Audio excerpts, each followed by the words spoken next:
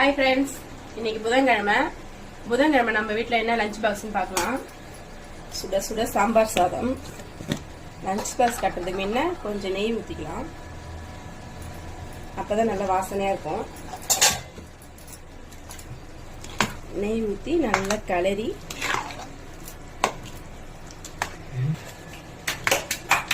நல்லா கிளறியாச்சு. இப்போ lunch box கட்டிக்கலாம்.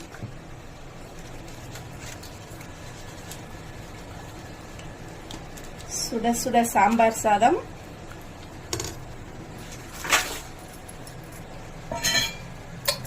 Baby potato fry,